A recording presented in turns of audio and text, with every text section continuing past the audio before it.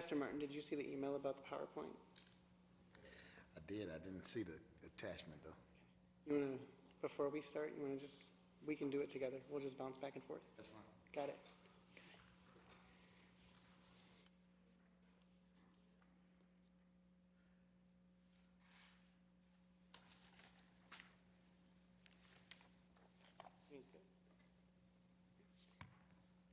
We will go ahead and call the Community Relations Commission meeting to order. We can start with a roll call. Commissioner Guerrero? Commissioner Bravo? Present. Commissioner Brown? Present. Commissioner Curtis? Present. Commissioner Garwood? Present. Commissioner Cole? Present. Commissioner Martin? Present. Commissioner McDowell? Present. Commissioner Bacchia? Present. Thank you. The first piece of business that we have is the acceptance of the journal. So the Journal of Proceedings for the Community Relations Commission held on January 8th, 2026. We have a motion to approve. We have a motion. Do we have a second? Second. Is there any sort of discussion on those proceedings? And all in favor, say aye. Aye. Any opposed? Those proceedings have been approved. It does not appear that we have any public speakers tonight, so we'll move on to our information-only section. We have the mayor with us tonight, so we wanted to have a conversation with you, Mayor, and we'll kind of start off and kind of walk you through some of the things that we talked about during our strategic planning, and then open it up for you if you have questions for the commission, and then for the commissioners should they have questions for you. So, we wanted to start with, if this will work, we wanted to start with what the key accomplishments are, and we're kind of looking back as the commission started, looking at some of those accomplishments, looking at the focus areas for 2026, and then aligning those priorities. So these are our passion areas. You'll see that we want to continue to be very welcoming. I think one of the things that we all saw as commissioners this last year was really opening the doors to our community and asking them to come in as part of those listening sessions and opportunities to speak back to us. Really gave us an opportunity to hear what's really happening in our community and be able to give you some feedback. And I know that you were just sent the other day our annual report, so that has some of that information in it. Obviously, equity and inclusion continue to be important. One of the things that you'll hear all of us talk about is moving forward as a commission, we want to have measurable action. We've spent a lot of time listening in our community, and that is very important. But we are now at a point where we want to take some action. We want to start really making some change in the community and really advising you all, you and then the council on those changes. Pastor Martin, is there anything that you want to throw in there? You're good? Okay. Accomplishments. So again, the expanded community engagement. You know from the beginning of our time as a commission, the increased transparency around the body cameras and the use of force. As a commission, we talked about, those of us that have been around since the beginning, that's when we really felt like we were doing valuable work, is when you gave us something very specific and said, I need you to solve this issue. And we worked together to make that happen. Some of our challenges is there's some communication gaps, right? I think that things happen where community members will come to us, will express a concern. We will then let city staff know we have a great team over here that works with us, but sometimes getting that response back, there's a little bit of a delay, and I think it's hard then when we try to communicate to the community what's happening. We don't always have a place to send them, right? So we're working on trying to improve that communication, making sure that if something comes up during a meeting that we're saving space for it on the next meeting agenda, and pulling folks in on your team to get those answers to the community quickly. Can I ask questions now? Or? Absolutely can. I guess, thank you, Chairman. One question is, could you maybe give me an example of one of those?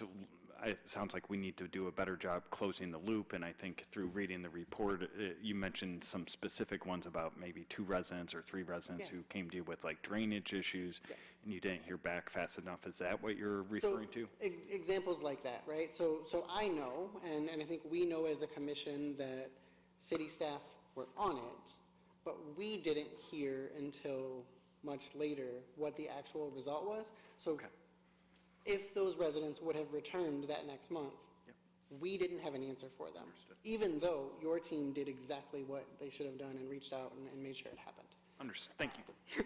So, and then I think limited awareness of programs, I think that, you know, we hear a lot about what's happening at the city, but there are still things that we're kind of out of the loop on, right? Or feel like we're out of the loop on right away, and the community does come to us and ask questions. So just making sure that we continue to stay aware of the programs, strengthening the relationships with the aldermen.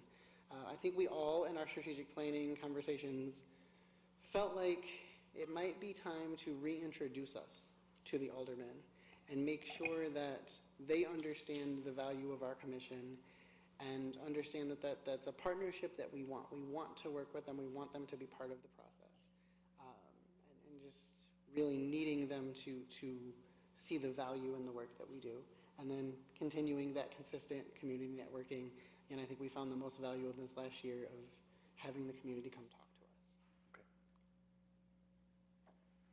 So this addresses some of the challenges. We're looking towards having that 1 to 3 day response, and how do we make sure that if someone does come out to us with an issue, we're responding to them, getting updates from staff when there are inquiries directed to the CRC. So you'll see later on in the agenda that we have folks coming from your team to share with us some of the things that they're working on related to some of those concerns that were brought to us. Wanting to do some more roundtables and listening sessions, improving those updates, and then really, I think, for those of us who've been on the commission for a while and are getting to the point where we're getting ready to transition off, there's conversations around youth engagement, and in two ways. One, how do we get youth around the table so that we can mentor them? But then also, what about those youth that already have the mentors that are ready to be part of this commission? How do we make sure that we create opportunities for them to be successful in those spaces? Focus areas, housing. Housing continues to be a focus area for us. I would say for the last 2 years, we have heard, if not longer, we have heard from residents around housing and how those barriers exist for residents in our community. One of the things that they talked about was some of the ordinances not necessarily being the best for housing, so we are open to reviewing those, looking at some pilot programs for affordable housing, getting regular updates from the housing authorities. We understand the role that they play, so wanting to make sure that we connect with them more regularly. Workforce development, wanting to do some roundtables around that, exploring some pilot programs that have worked in some other communities, and again, listening sessions about those barriers. I think before we can really make real headway in workforce development, what are the barriers? What are the things that are stopping our residents from being successful? Getting regular updates to staff, addressing that follow-up gap, and then also we talked about, you know, we give you a yearly report. We talked about expanding that to a more regular, that way, as we're developing the relationships with the aldermen, they're not just hearing from us once a year. They're getting a regular report from us saying, here's what we worked on in the last 3 months. Here's what we plan to work on moving forward. So I think expect to see more from us from that side, and then also just getting the aldermen to engage with us on that same level. So some of them, great, come in and they're part of the process, but we really want to speak with all of them. So, and there are some commissioners working on questions that will be sent to the aldermen so we can better understand the work that they're doing. And then youth engagement, again, really, we really recognize that our future leaders are already in this community, and this is a great spot for them to develop those skills. Whether that means that we're mentoring them, and we talked about in our strategic planning meeting having a young person assigned to each one of us, and we also talked about if there's a young person who's ready to be on the commission, let's create space in the ordinance that allows them that access. And key priorities, increase access to community programs and services, strengthen that community participation. I think we've seen the community here most when there's something that the community is passionate about, right? Body cameras, community was here. When we started doing the listening sessions, once they knew that they could come tell us anything, they were here, right? So more opportunities to engage with them, more opportunities to really be the voice for them. and then turning that community input into an actual measurable action. So next steps, we're finalizing our action plan. We're assigning the initiative leads. We each have agreed to take on different initiatives that we're going to focus on, and then launch those communication improvements and begin some more outreach. So, is there anything from the commissioners that I missed that you all want to bring up to the mayor before we get into questions? Could we back up the slide to the last one? This one? Yes, please. Thank you. For a second.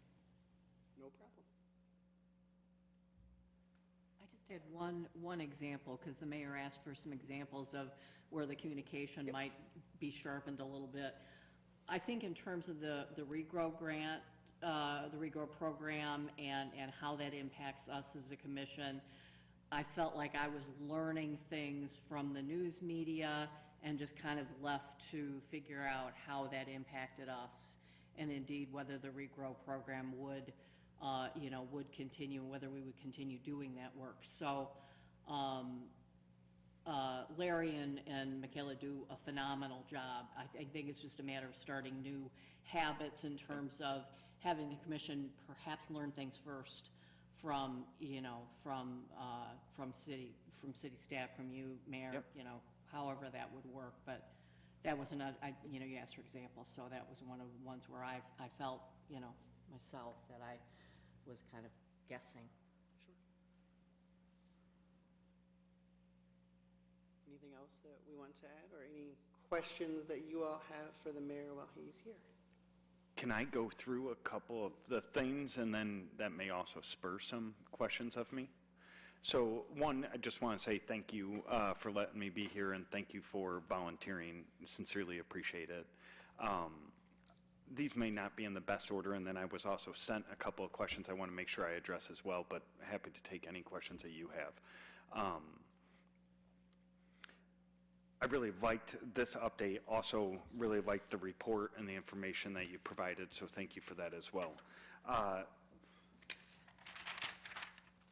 This will be a little bit all over the place because I'm just going through based on that PowerPoint. I think that communication, I think, can absolutely be improved. I would say starting with me, it should be improved. And I will commit to doing that. But I will also, at our department head meeting on Monday, I'm just going to reiterate to our department heads, because truthfully, I don't think I've done that. Like, I mean, we've had a number of new department heads that were not here when this was created. They did not sit through the amazing and wonderful council meetings that this was created. And I think they need to just be reminded of the importance of it and the importance of communicating to you, and the importance of when they do get an item that comes from Michaela or Larry, that we need to make sure that we close that loop. And that is something I talk a lot about to our team on that closing the loop, because they do amazing stuff. In their defense, I'll be full disclosure, we have less staff than our comparable cities, and so they're just done and they're on to the next, done on to the next. And that 1 second of, hey, 123 Main Street, we did take care of that drainage issue. Ms. Smith or Mr. Smith seems happy. That simple thing would be a big help, and so I will make sure that I work to close that loop.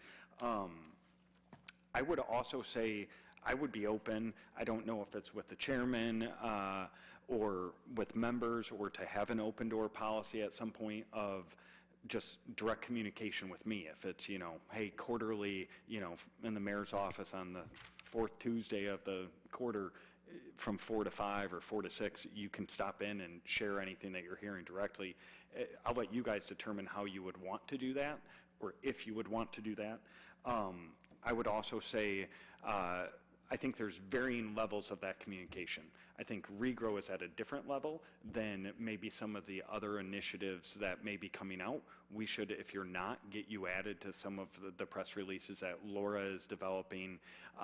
If that is the press releases of the items that are starting, but also getting you into some of the information. She's been starting to do it on social media, and we're working hard this year. Goal is for me to do more videos and recaps, which I hate, and also for her to do more committee and council meeting recaps, which I think are helpful, and I think if you just got those, it's quick enough information, a sentence about each program, that if you had additional thoughts, you can always email me too directly, like, hey, I saw this in the recap, what is this?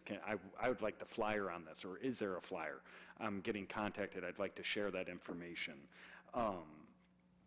I had another thing on communication. Now, I'm going to circle back to regrow, okay? Another item is, we talked, youth engagement. I would love that. I think we could put forward something. I guess a question, don't need an answer today, is, but with the number of commissioners we have now, do you want to use one of those commissioners? I'm just going to pick on you, Chairman Brown, but if the chairman steps down, do you want that slot to be now a youth spot? Or do you want to add a commissioner and have that be a youth spot? I think you guys got to think through that. I'm not fighting either way. I do think we have an odd number, and typically odd numbers help in case there's a tie. I've had to break a couple of those. And so that may be helpful. I will tell you, I think there's lots of different places that we could be looking. I mean, we do have a Mayor's and Chairman's Youth Advisory Council. It's a good group. Maybe there's someone that they select and they're now the appointment. I don't know. I was also, I will say, at Roosevelt just this morning, and any one of those kids who ask questions, I mean, they ask incredibly thoughtful, deep questions. They are engaged. They are reading. They were following the news nationally and locally and statewide. They knew a lot.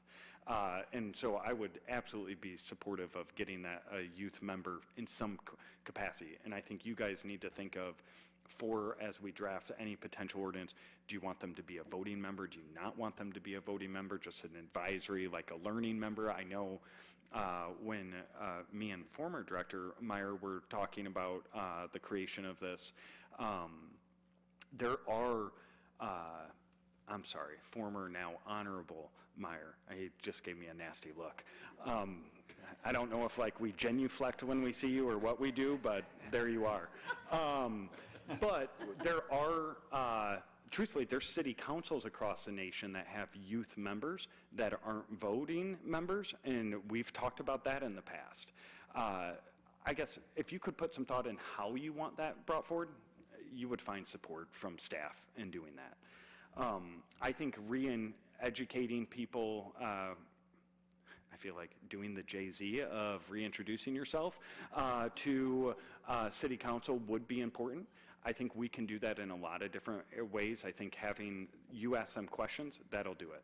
I think this report will do it.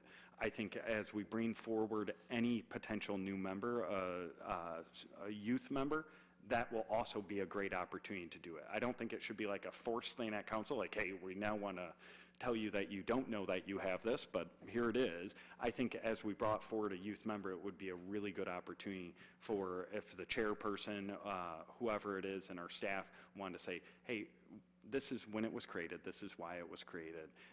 Now we're asking to add a youth member to fully reflect all the voices in our city. I think would also be a pretty natural way to reintroduce as well. I will tell you, you have members of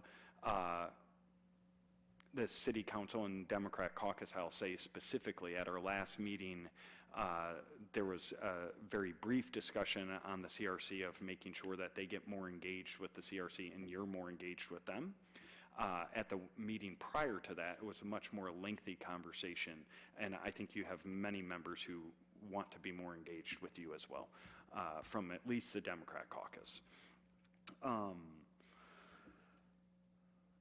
One thing, and I don't know if it's a suggestion or just something to throw on the table and walk away, is I do like the listening sessions. I do appreciate that you did that. I think one thing that may be beneficial is coming here is for many members of our community is something a little intimidating to come to City Hall. I think maybe if your goal is to do 2 listening sessions this year or 3, maybe you do one here and you go to West Gateway Coalition and just ask them at their regularly scheduled meeting. Sorry, Jaria's like, I'm sorry, Commissioner Krudov's like, not that one.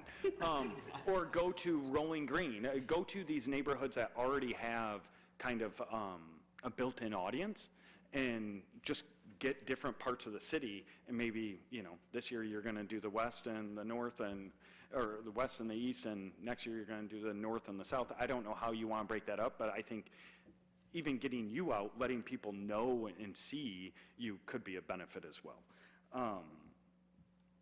Youth engagement.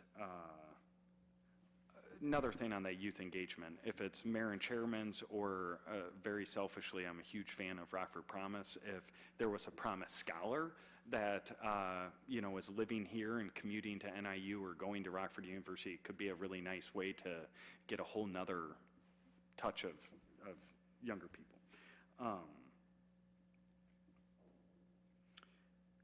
I do like those areas, the housing, the workforce, the communication, and youth, and I think I would be most happy to help in all of those areas. Regrow. I should have communicated better with you from the beginning on that, and I will commit to doing so in the future. Right now, we have, I don't know if I played a role in the confusion of it, or if just communication out and the media played a role in it, but I think people are really confused on what is cannabis funding and what is regrow funding. Because I consistently be asked, and any question I get, it's people think they're one and the same. So, just not saying you don't know this, but we can tax recreational cannabis up to 3%, so we tax it at 3%. We get roughly about $850,000 a year. All of that funding is in our existing budget. The funding that was utilized was the surplus funding that was left in that account. All of that funding could be used for regrow. We put forward maybe 3 or 4 weeks ago, regrow funding, I believe at $500,000. There was not a motion or a second to advance it, and so it has quote unquote died. It doesn't mean it's dead. It means that attempt didn't move forward. I will tell you, I think again, the Democrat caucus, and I'm not saying I'm favoring one caucus or another, that caucus meets regularly. That caucus has stated that they would like your thoughts on the regrow funding. So I think if you wanted to provide those thoughts, at least to that caucus, even before you provide them to the full council, I think it would be welcome. They typically, if you wanted to do it in writing initially, that would be fine.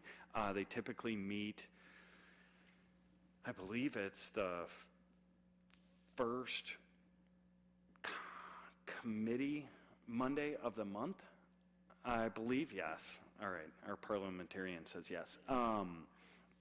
So I believe it's the first committee Monday of the month. Our caucus will typically meet. Truthfully, I would say putting it in writing initially, just because it's a caucus. They can cancel that caucus right away. They can meet for 5 minutes. They can meet for 5 hours. It is up to the caucus to decide that.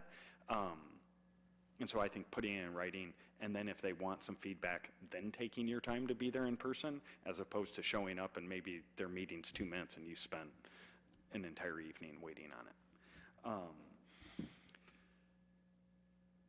One last thing, just taking a step back. So getting a little bit into the weeds. So we, and talking about regrow, so there you go. There's a pun. We, several years ago, allowed our firefighters to participate in something called VEBA, Voluntary Employee Benefits. I don't know if it's ACT, is a which allows them to get employee benefits earlier through their retirement. It's something the employees wanted, something we supported. That comes up here in 2026 and in 2027. And so you will see more retirements from our firefighters in 2026 and in 2027. And so the last several years, if you probably haven't, most people haven't, but we have been hiring literally double the amount of firefighters at each one of our hiring selection processes. We've been doing that to prepare for a number of these employees to leave. So we've been carrying an additional cost. That additional cost is this one-time cost to get us caught up in 2026, and I believe ultimately ends in 2027. That money from the regrow, obviously you can't use a one-time fund to balance a budget. It was a one-time fund to help balance this one-time expense. Just, I don't know if I've ever explained, I know I haven't explained that to you, but just so you have a thought on that.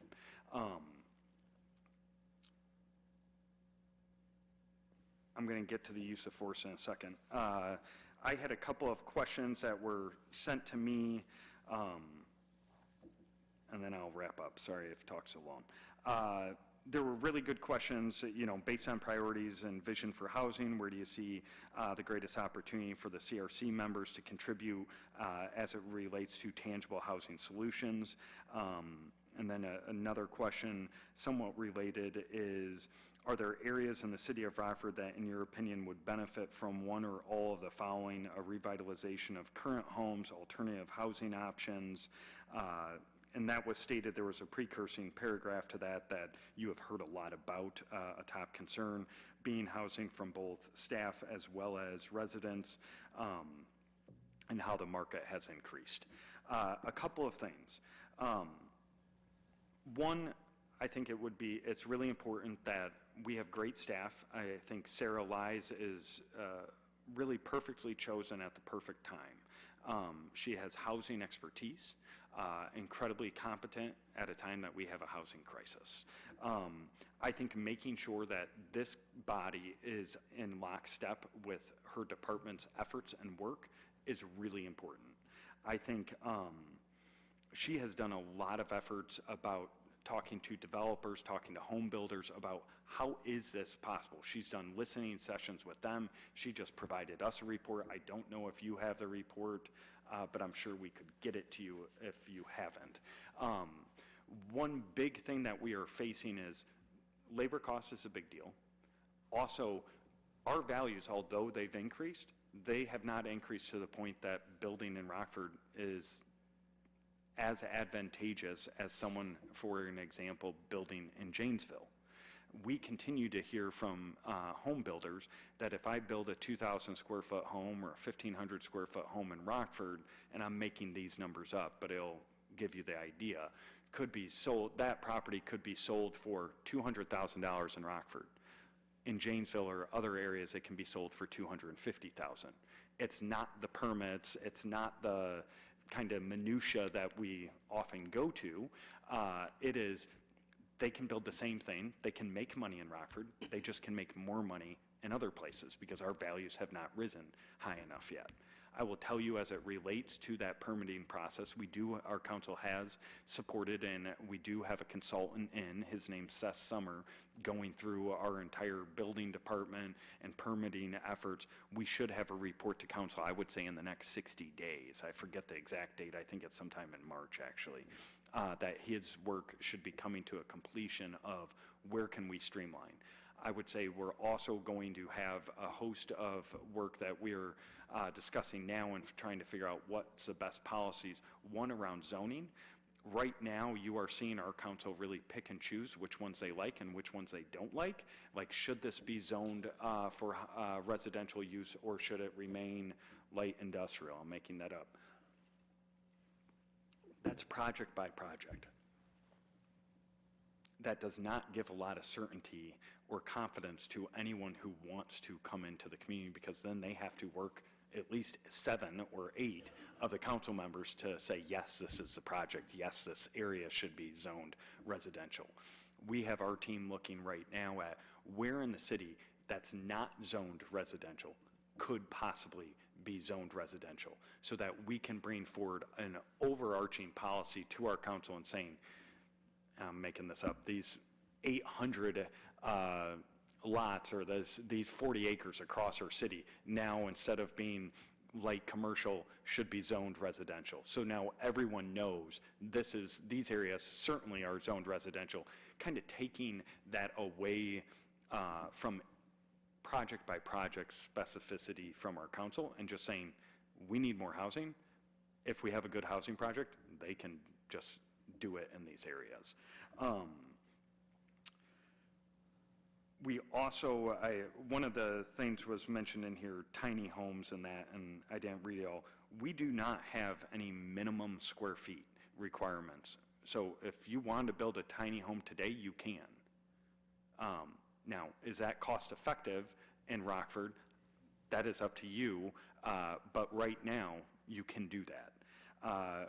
We also have, and I think you've already had folks discuss it with you, but Rockford, we have RCIF, which is really a community development financial institution that is taking these dilapidated structures and helping turning them into productive properties.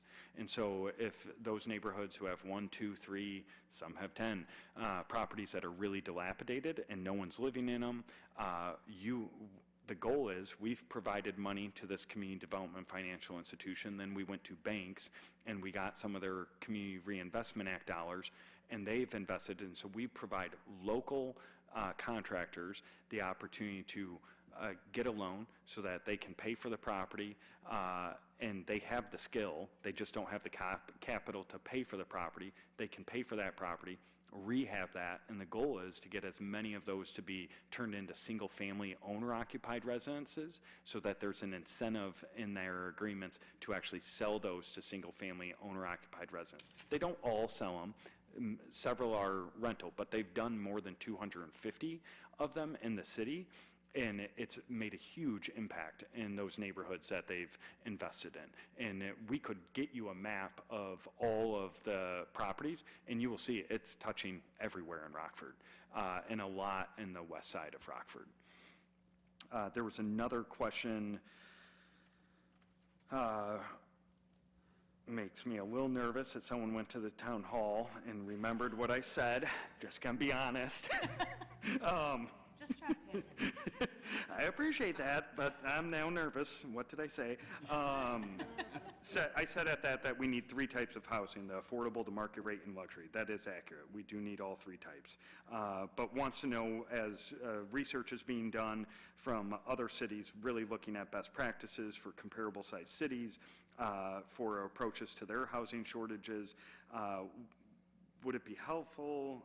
It would be helpful to know what efforts are already underway by city staff and where the CRC can best assist and expand on those existing efforts.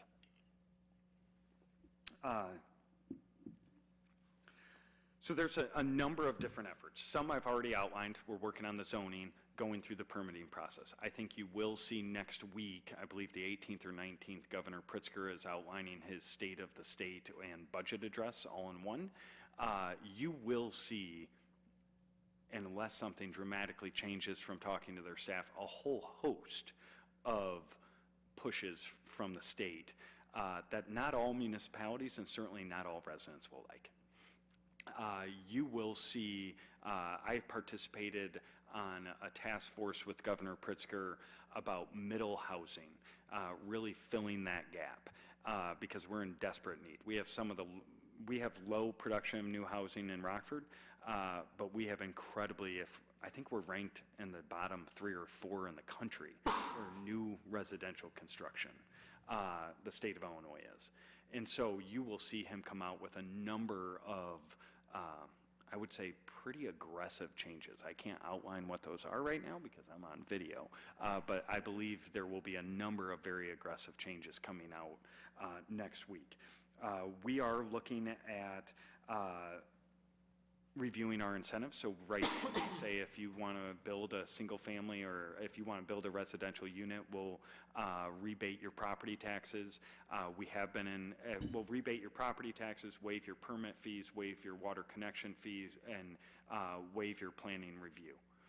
Right now, also, by the way, in the city of Rockford, you don't have to do a plan review for 1 or 2 family home, which makes us really unique in that stance. But we've seen good success. About 3 years ago, the largest home builder in Rockford was Habitat for Humanity. They're amazing, but no healthy community has Habitat as their #1 home builder. And so we have changed that. They no longer are, and they're fantastic, but they no longer are. We were getting 15, 8, 13, 21 new homes being built each year. At one point, we were seeing 800 new residential units in a year. So we were way, way down. Now we're over 100 permits being pulled for 1 and 2 family homes, which is a huge jump from where we were, but we still have a long way to go. I mean, the study Sarah outlined to you saying that we need 6,000 to 9,200 new residential units to keep up with the economic. It's real. We need them. And that's rehabbing ones through the RCIF program I mentioned. That is partnering with Habitat on critical home repair programs. That is getting new construction. But we have to get that new construction.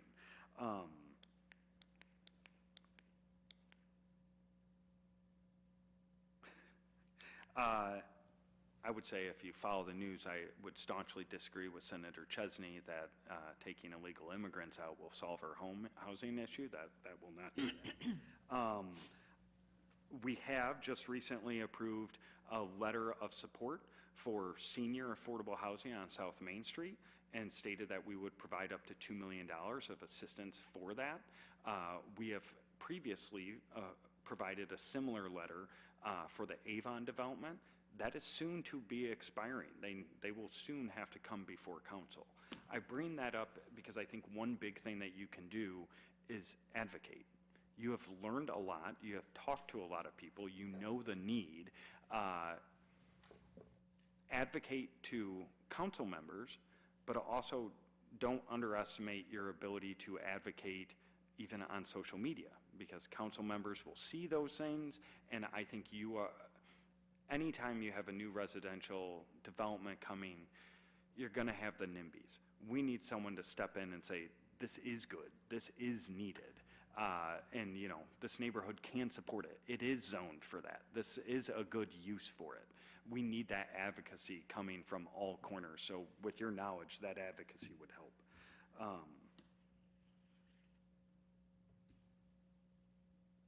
I think I've answered those. Oh, the last thing was the use of force. That was remarkable. I would say it was incredibly helpful, but I also think in one aspect it may have hindered the Community Relations Commission, because that was something we specifically gave you. I would also say a big intent of the Community Relations Commission is to have you help drive the discussion of what you think after listening to residents, talking to experts, what you believe are those issues. So I really want to, I mean, if you force me to, I would, but I really am hesitant to say this is the area I want you to spend the most time.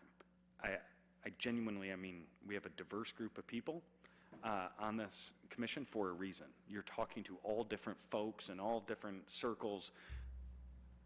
What are 1 or 2 common themes that you think you should focus on as a group, that you continually hear in your, you know, social interactions, when you're at neighborhood meetings, whatever that is, and help drive that here as opposed to me saying, this is what I want. We drive a lot of the discussion at council, and our aldermen do. I would love to see you guys driving more, like if it's the workforce piece, you know, how are we getting more people into the trades that are reflective of our communities? Whatever that is, I would like you to help drive some of that as opposed to me coming here saying, this is what I want. I'm a McNamara, I'd be happy to tell you everything I want, but I really do think it's important to hear from you about this is important to the community and to help drive that. Sorry. Commissioners, are there, yeah? Well, you would apologize for taking so long. We certainly appreciate your time. Oh, thrilled to be here. Taking so long. I want to start with that. We've touched on several things, and I'll try and encapsulate the questions I have. First off the bat, in our last strategic planning meeting, we talked exactly about what our actual mission is and how this communication should work.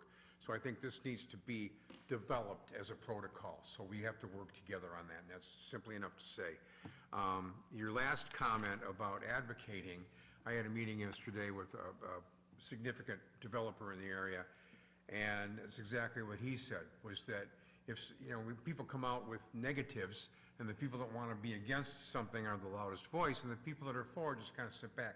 So we need to find out more of the things that we truly need to advocate for, and we need to be that voice. So that's part of the protocol, I think, of working between this commission and the city and the council and other players, is what do we need to advocate for and what is on the table that we need to be aware of. I think we're kind of sitting down here in a little black hole where we're not really aware of what all is going on. And to that issue, like I say, I'm going to try and keep this very short, but you talked a lot about development, building, affordable housing.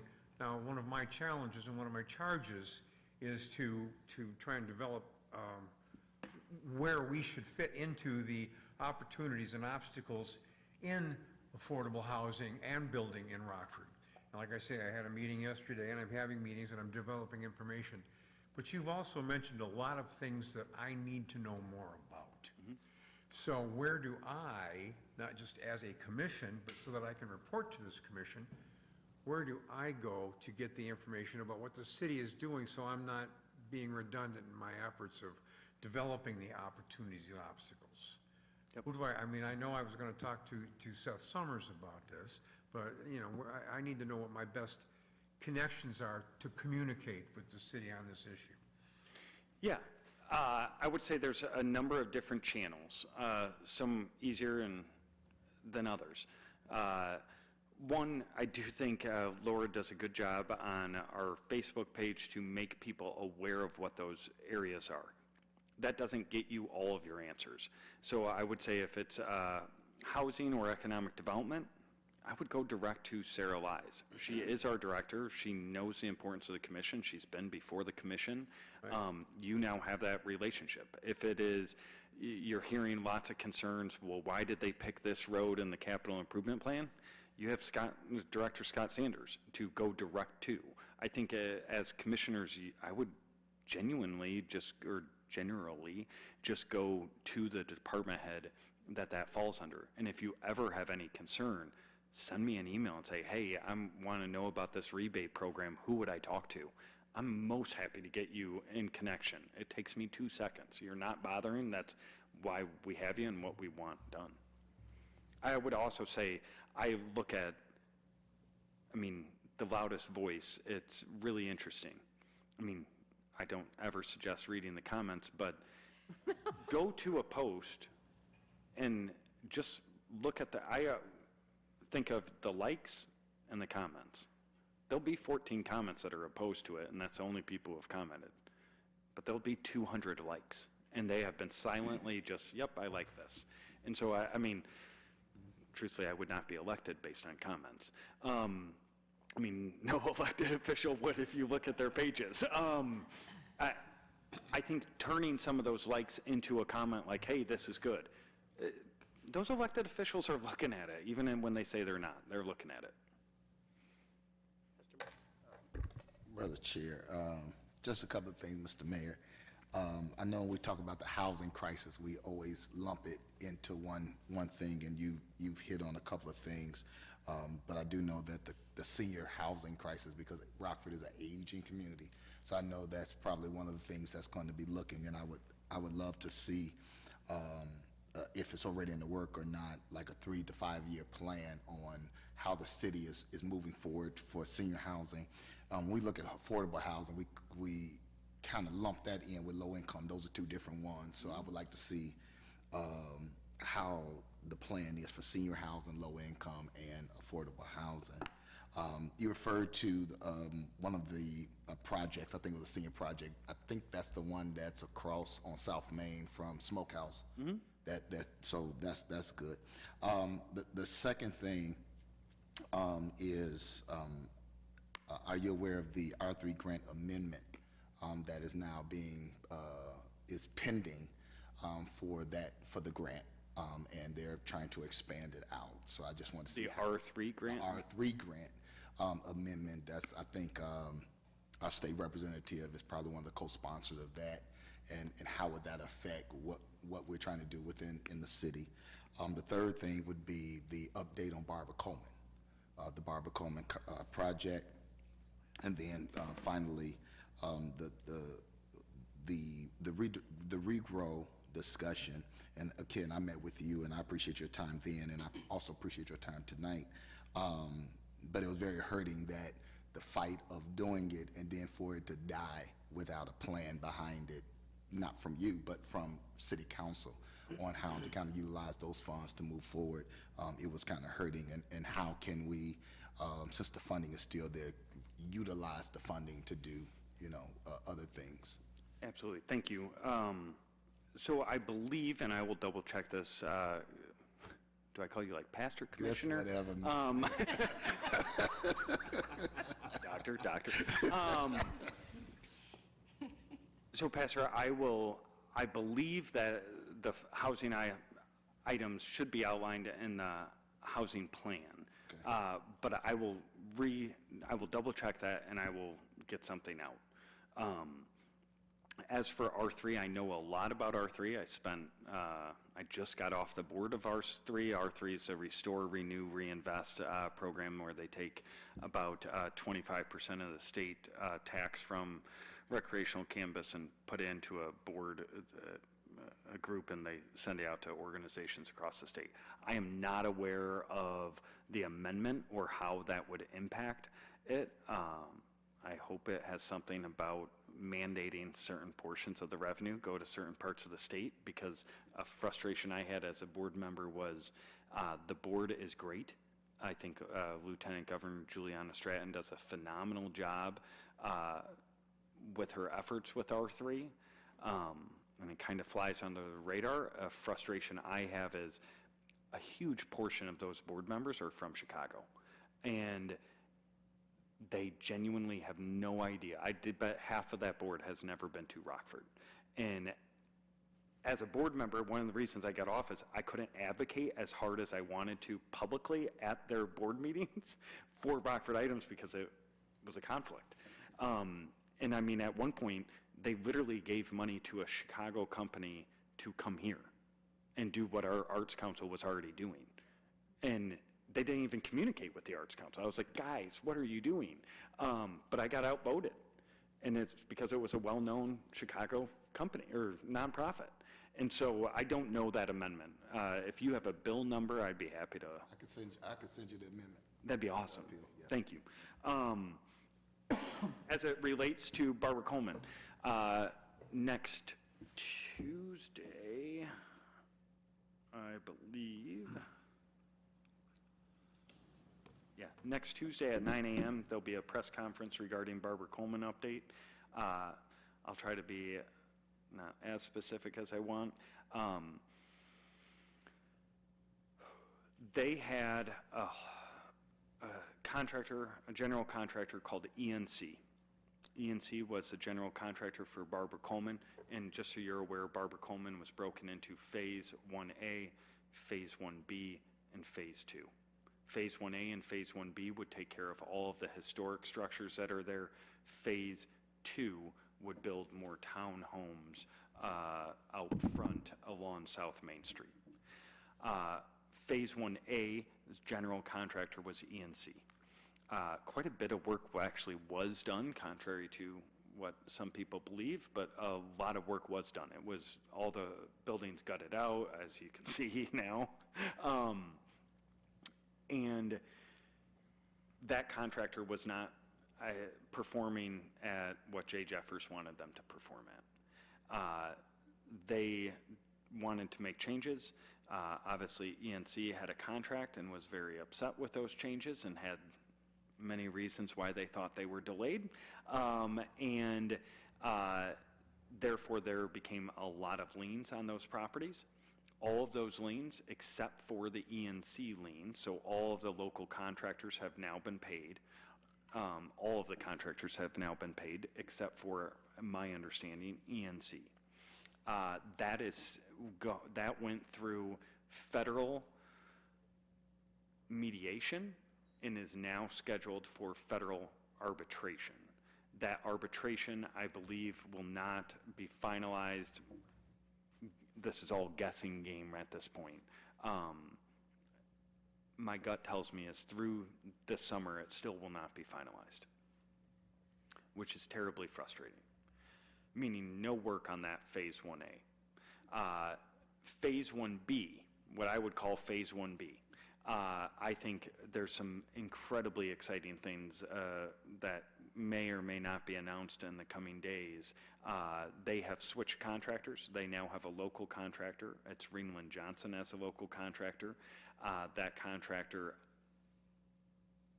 is being aggressive, and I think we will see movement at the Barbara Coleman campus very soon. And I would say I'd love to tell you every single thing if that camera wasn't on that we're going to say on Tuesday. So if any of one of you wanted additional information, I don't want to hide it from you. But we have a press conference for a reason.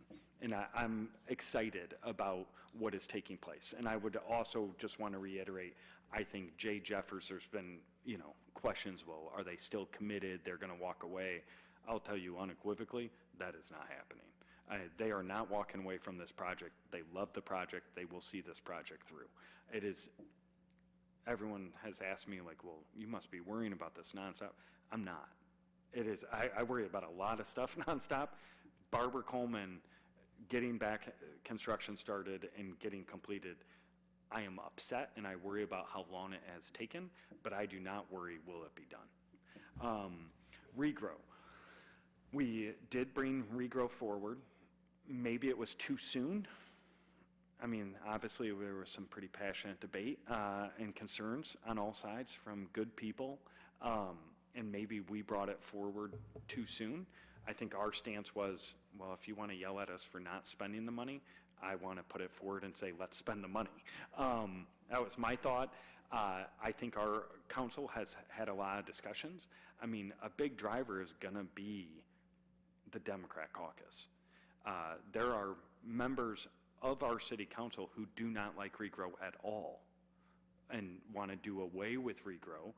Most cities put their cannabis fund into their general fund. That's just what most cities do.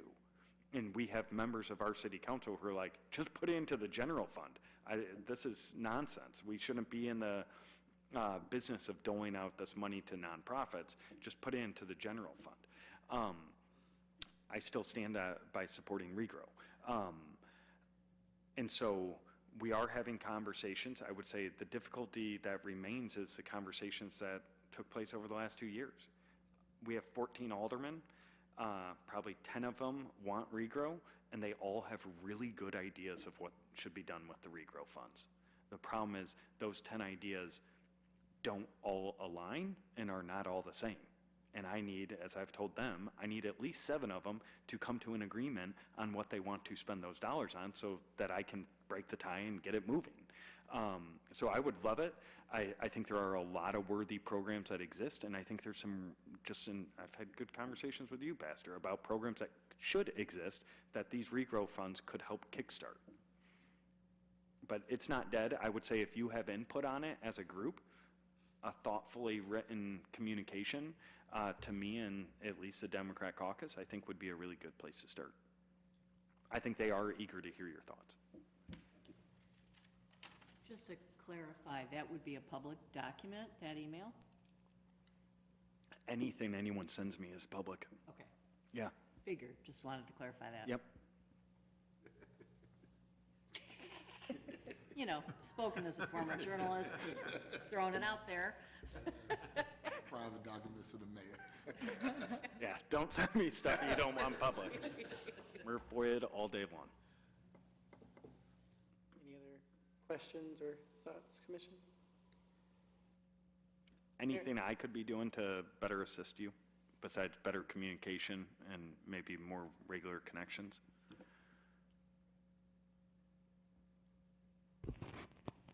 I appreciate, Mayor, that you're offering to meet with us maybe on a quarterly basis and blocking out some time to meet with all of us. That I think will be a Absolutely. big help. I think the one thing, and I don't know the exact rule, but we could look into for those block times, it may have to be 2 or 3 at most. I forget I think we can't have a majority of you at it. So whatever the legal team tells me I can meet with, we may have to block them out based on that. So if 2 or 3 of you are really eager about housing or about some other topic, or just one-on-one is fine too.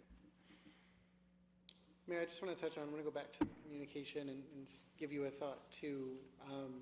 One of the things that we've noticed over the last year, especially as you've added new folks, we haven't always known that folks are being added to the commission.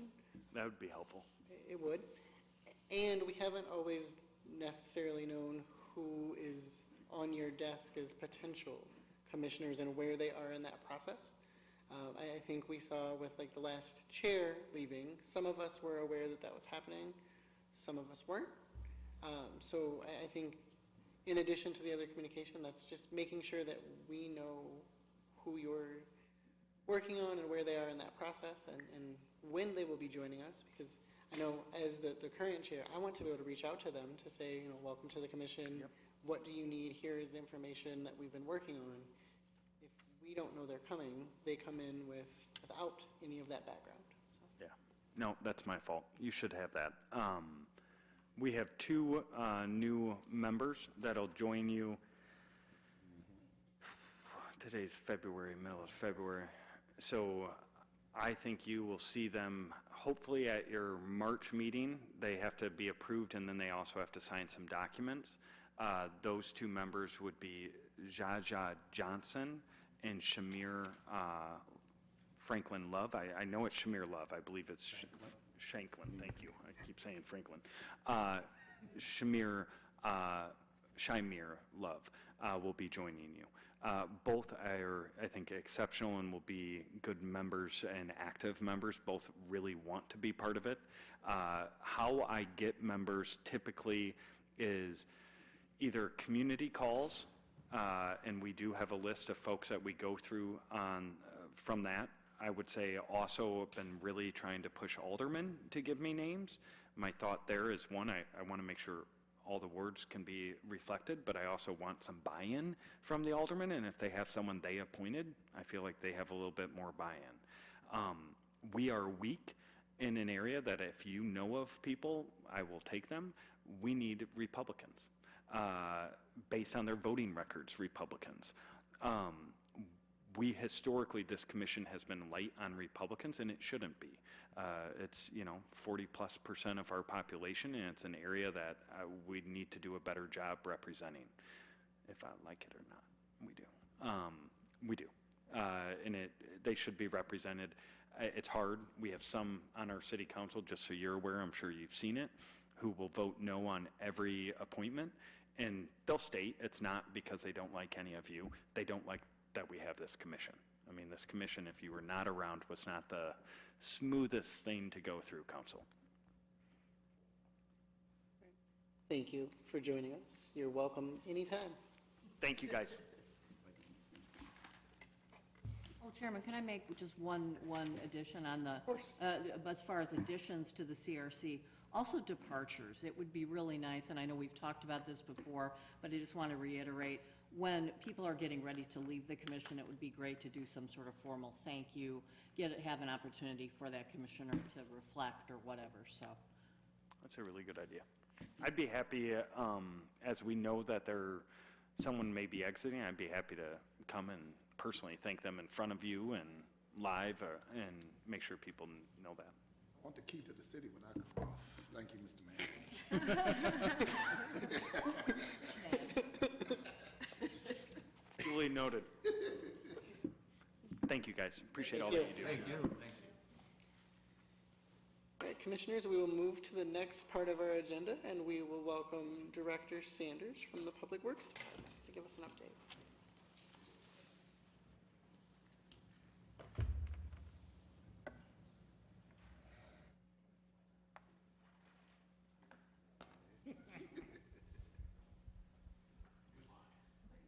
We not that bad. It's always a joy to get to follow up the mayor. Always sets me up for a good position. Good evening. Good evening. Good evening. Thank you very much for having me. Thank you to this commission. Thank you to everyone that's here. Mr. McMasters, I was going to compliment the now apparently honorable Mr. Myers, but he snuck out with the mayor. My name is Scott Sanders. I am the Director of Public Works for the City of Rockford. And real broadly, before we get into anything we want to talk about, in case you don't know, a little bit about Public Works, a little bit about me. The Public Works Department oversees 3 divisions. We have engineering, streets, and water.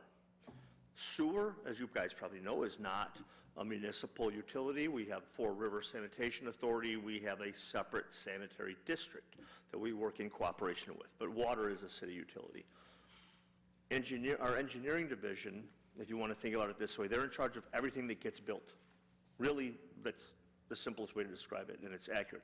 Everything that gets built publicly in the city of Rockford. So whether that is at the granular, our citywide sidewalk improvement program, which is sort of an organizational masterpiece, trying to track that and put that out. We have a running 3-year plan on that. To our ward development plans, each of the 14 aldermen have a certain amount of money that is assigned to them equally proportioned to spend within their ward at their discretion. We have additional ward money, we call a priority allocation, just in case they have a project that's so big it's going to wipe out their budget. We don't want that to happen. We don't want the rest of the ward to suffer. So we have another $1.5 million set aside as neighborhood priority allocation to help with larger projects. And then that gets us into our capital improvement plan, and that's all the big stuff. That's our major roadway reconstructions, our bridge reconstructions, our water main replacement, building new wells, building new treatment facilities, all the big municipal public infrastructure projects. As you guys probably know, we are in the midst, once again, we track our capital improvement plan over a multi-year plan, and each year, this will be the last year when I can say this, but every year over the past few, we enter the largest public works plan we've ever had in the city's history. It approaches, the plan itself over 4 years approaches $500 million. This year alone, over $100 million in improvements. Now that's not all, certainly not all City of Rockford money. You know, we never want to spend, we want to leverage our money. We never want to get $1 worth of value for $1 we spend, so a lot of these projects are leveraged against state and federal grants or our MFT funds that come in sometimes, or programs through IDOT and MFT, where we're hopefully, you know, we're getting $10 of work for $2 spent. Some of these are 20-80 matches, some of them are 50-50 matches, but it's important to try to leverage and maximize the dollars we spend, especially in water, and I'll touch upon that a little bit later. Engineering is in charge of everything that you see get built, and once it's built, then that becomes our streets department's kind of obligation to take care of and maintain. Streets department has the obligation to, and the responsibility, I should say, to take care of all of our public roads, public bridges, public sidewalks. They're pothole patching. They are replacing sections of sidewalk that aren't going to be replaced through a larger project. The forestry department lives within streets department, so tree trimming and cleanup and vegetation cleanup, that's all in our streets department. And of course, I think we'll talk a little bit more about this, snow removal is part of our streets department. To be honest, it expands beyond that because we need all hands on deck, so some of our employees in the water department also plow, but it falls generally under the direction and authority of our streets department. And then water is probably somewhat self-explanatory. That is what we call production. You don't really produce water, but for us, production is the wells and the treatment facilities, making sure we have safe, clean drinking water. We have 26 well sites in the city, 24 active right now, and 24 treatment facilities. So that water gets treated before it is dispersed through the water mains. When water itself is divided, not to get too complicated, into 3 departments: the production, then distribution, that's the entire infrastructure, 800 miles of water main, and I don't know how many miles of lateral services, but 800 miles of public water main. And then we have something called field services, and that's everything on the private side. While production and distribution are all within the public right-of-way, water mains out in our public rights-of-way, if your water doesn't go on when you turn your faucet on, or if it's coming out discolored, or something's happened, or your bill is wackadoo compared to your meter, that's field services. Field services does everything on the private side, so they engage our residents, our water customer base. And that's everything from meter reading, enforcement, payment enforcement, and exploring all issues on the private side of water. I can tell you, as director, it's been fascinating. I get emails every time our on-call crews, which means, we work at, generally speaking, the bulk of our department is working during the work hours. Now, we're 24/7, obviously, so we have on-call crews, and we have people that are stationed to monitor 24/7, but I get to see how often we get called out in the night, and I will tell you, there's multiple breaks, multiple issues every single night. There's not been a night that we haven't had people out dealing. And last Wednesday, 2 weeks ago Wednesday, we had 6 water main breaks in one night. 6 water main breaks.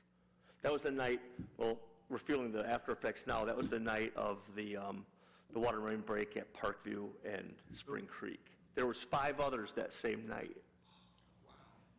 That is something. So we have an on-call crew. And an on-call crew has a supervisor, a foreman, an equipment operator, and 2 maintenance workers. They're called to one, and then there's another one. So we have to, what we call, force back a crew that wasn't on call, that's home in their beds probably. We have to ask them to come back, and after that, we start calling in the private sector. And we had NTRAC come in, we had DPI come in, we had 4 crews, 2 of our own, 2 private out there working, and then some of them had to jump to second ones that same night. So it's humbling and fascinating to watch. I got baptized. I go out as often as I can. I like to go out at night and see what's going on. And last night, I was fresh on the scene to a water main break, and maybe I'm not as acutely aware of the risks of everyone, but I stepped on what I thought was solid ground next to a break, and my foot dropped through, and I went all the way up to my belt buckle into the water. Popped right back out, only one leg down, but it's awesome, it's inspiring, and I have a whole new appreciation for what our men and women do out there all night long, and it does not matter how cold it is. There's no, I'm not going to go, and they're out there working. A little bit about myself, just so you know who you'll be dealing with now and hopefully for the future. I'm a lifelong Rockford resident. I come from the private design side. I am a landscape architect and civil engineer. So I worked private sector design for a long time, for the first 20 years of my career. And I did a lot of work for the city of Rockford, with the city of Rockford. But I've also been sort of a friend of the program for a long time. For the past 30 years, I've always been on some sort of board or commission. I did 6 years and then 3 more, starting back in the 90s with our Historic Preservation Commission. I was 12 years sitting, I think, at Commissioner Garwick's seat for our Zoning Board of Appeals and our Liquor Advisory Board. I made a weird little mid-career lane shift. I was doing consulting work for a number of smaller communities for land use planning and zoning administration. One of them was the village of Roscoe to our north, and they, back in 2016, they offered me the position of their village administrator, and I ended up taking that. So I made this shift into public administration, and I was honored when the mayor asked if I'd be interested in I never left Rockford. I was able to live in Rockford while I worked up there, but it's been wonderful to come back and play a more official role in my hometown. There's no greater job. There's no greater job, I can tell you this, than being a public works director in the city you grew up in and live in, and be able to impact more aspects, more facets of community life than you ever thought that the job really touched upon. I think you originally asked or reached out to talk about snow removal, and we can certainly do that. So I'll pause, though. I'll pause before I get into snow removal, just to ask if there's any general comments or questions about public works and what we do and how we integrate with both the public and with a commission like yours. Director, what, lead pipe removal? Can we talk about that? You're jumping right in, huh? I'm jumping right in. But I heard you ask the mayor, what are some things that you, I think Commissioner McDowell, you asked, what are some things you could start to speak about, advocate for, be fluent on? What jumped to my mind immediately when you said that is that we have spearheaded and concluded the initial public engagement phase of a pedestrian safety task force. And that will lead to the implementation, the adoption and implementation of a public pedestrian safety action plan. So we had a couple months worth of 14 meetings with a wonderful, unbelievable group of citizen-led leaders like yourselves in all walks of life that had something to do in one way or the other with pedestrian, bicycle, vehicular safety. As we start to roll out recommendations, that's going to be something that we would hope everyone will trumpet at every opportunity. Lead service line replacement, LSLR, that's what we call it, lead service line replacement. So there is a mandate that all public water entities replace all lead in their infrastructure, whether that's water main or lateral services. We talk about that being main to meter. So those lines that go from the tap on our water main, and those will then go to the valve box you see by your sidewalk, into the basement, into your house, which is critical to this, connecting to the meter in your basement. Sometimes it's on an outside wall. I have a very old home. It's in the center of my basement. I haven't replaced mine yet. When we do, like, that's going to be a project. They're going to have to get a new service line to the center of my basement. So there's been a couple different sets of regulations as to how this gets rolled out. And initially, the state of Illinois, and the EPA in general, I should say, not just the state of Illinois, had a mandate that all these had to be replaced in 30 years. And these mandates all technically go into effect at the end of this year. We're all doing it already, but there's no point in waiting. But from January 1 of 27 through December 31st of 36, well, it was 30 years. We had 30 years to replace everything. Well, the federal government, and this is not administration-based, it was enacted under a previous administration, it was affirmed under the current administration, revised that to 10 years. So it's January 1st, 27 through December 31st, 36. 10 years to replace all the lead service lines. City of Rockford is second in the state of Illinois, a distant second behind Chicago, but we are second in the state of Illinois with lead service lines that need to be replaced. We are still looking at 30,000 service lines that need to be replaced. To give you an idea of the pace we've been working at, we started doing this back in 2017, believe it or not. We've ramped it up more aggressively the past couple of years, but we have so far replaced about 4,100 lead service lines in this city, 4,000, a little over 4,000, with 30,000 more to do. We have done this so far at zero cost to our ratepayers. And I think so far is an important part of that sentence. Everything we have replaced so far has been done in one of two ways primarily. Whether we can attach those lead service line replacements to another CIP project. You know we're working on 11th Street. We're working on Auburn Street. When we do these projects at that same time, and as part of that project and part of that budget, we replace every single lead service line. So last year we tackled 300 lead service lines through capital improvement projects. The rest of them we're doing through EPA grant-funded initiatives right now. And those grants, we apply for various ones. We apply generally in groups of either $4 million or $2 million. Takes about 10 grand. It's not actually true. Takes about 10 grand to replace one. But just today, I was learning more about the administrative costs with these and all of the legwork, all of the coordination. And we're going into people's homes, so we have to meet with them. We have to visit them. We have to arrange a time. We often have to get easement documentation so that we can do this work. So really, it gets more up to $14,000 or $15,000 a piece. So we're knocking off maybe $400 or $500 a year right now. This year, in a ramp up to the mandate, we're going to try to do 1,800, and starting next year, we'll need to do 3,000 a year. We'll need to do 3,000 a year.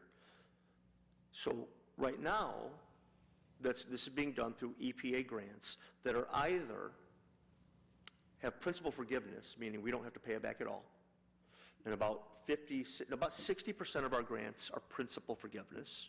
That's great. The other 40% we're able to pay back at a very, very, very minimal interest, sometimes maybe zero interest, and we can do that over 40 years.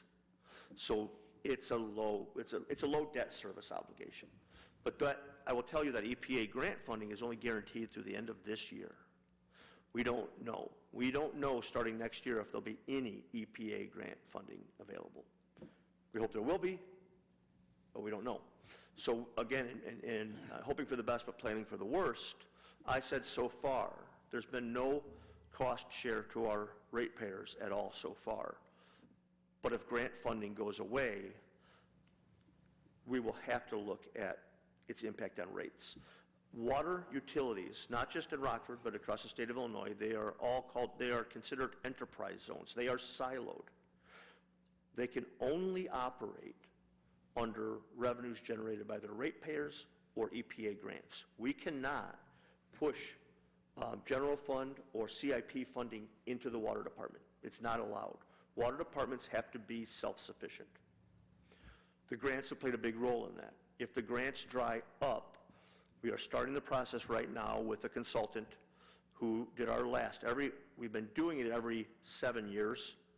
We'll see how much more frequently we do it now, but we do rate studies, and we make projections for the next 7 years as to what we think rate increases need to be over the next 7 years.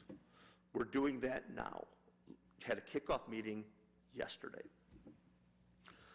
And we have to look at that under a couple different models. We'll have to look at it under a model where we continue to get a proportionate level of funding from the EPA, and we have to look at it if we don't.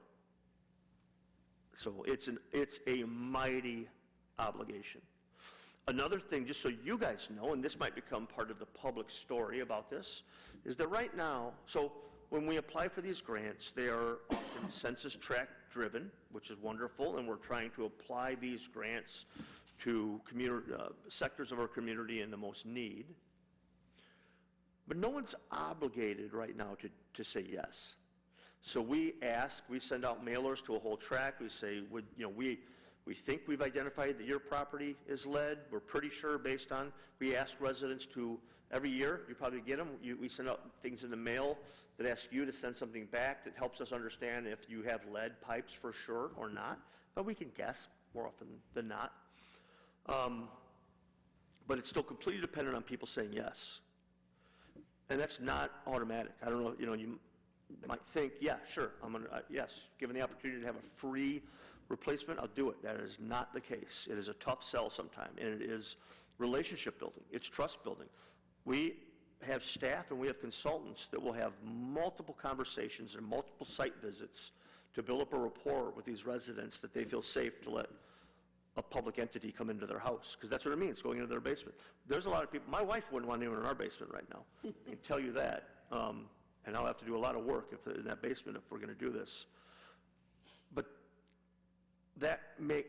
there's a cost to that, and that we're doing them one here, one here, one here, one here, one here. We might do one at your house, but we don't, and we know your neighbor needs one, but we don't have the permission. So then we come back a year later and do that one.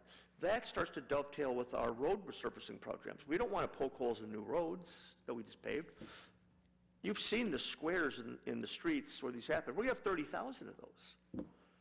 They're turning our roads into Swiss cheese. Every problem is solvable. We're fighting to figure it out, but it's daunting. It's big, and that's why I said when you said lead service, you opened Pandora's box there, Commissioner Gorwick. I'm sorry. One thing we're going to try to do is to enact ordinance or even a temporary MOU, a memorandum of understanding or something that would allow us to kind of force it, to say we are targeting your block. We need to do everybody. You have to say yes. Our only leverage would be that if you say no, we turn your water off. That's, so it's not perfect, but we're going to undertake a project of this magnitude. We can't just do one here, one here, one here, one here, one here. So that is something that we'll be talking about with the mayor and city council throughout the coming year. This feels like a ramp-up year. This is the year where we're starting to do a lot more, and we're going to sort of, to use a water term, we're going to pressure test ourselves. We're going to find out, how does this work? How does this work for our internal permitting? How does this work for our utility locating? I don't have enough Julie locators to go out for these. I'm going to have to either staff up or contract more utility locators. How does this work for our customer service? How does this, orders of magnitude have a ripple effect. And I think this year we'll start to learn more about what that impact is on us and be in a better position next year. Just so you know numbers, we're talking about going from a $4 million program the past couple of years to a $20 million program this year to a $40 to $50 million program over the next 10 years. That's what we're talking about. So unless something gives, we are marching forward to comply. We don't know the consequences of noncompliance, but it's been whispered, it's been more than whispered, it's been spoken unofficially that it could jeopardize your ability to get any future federal funding if you don't comply. We don't want to find ourselves in that position. Well, thank you, Director, for Yeah. clarifying. That was a lot, sorry. Yeah, it was a lot. It was a lot. And just so you know, I don't have 30 years. And I'll even chip in a couple bucks. Okay. Okay? I want to change gears, though. Sure. Is Public Works responsible for bike lanes and bike paths? We are. We are not. It's funny you asked that. We are not responsible as a tricky term. We are definitely responsible for what we call MUPs, multi-use paths. Anything that's not a sidewalk, right? If it's bituminous, if it's 8 feet wide or wider, that's a multi-use path, and we are responsible for that. I'd say we're responsible for sidewalks too, but not in the same way. Like, we have a requirement on all developers that they put in sidewalks as part of their development. And we then have, like I referenced earlier, we have a multi-year sidewalk replacement plan where we're looking at both gaps in our citywide sidewalk network and sidewalks in poor condition, more often than not from tree roots heaving pieces of sidewalk or spalling or broken. We're also in a citywide ADA ramp compliance program, and we are putting forth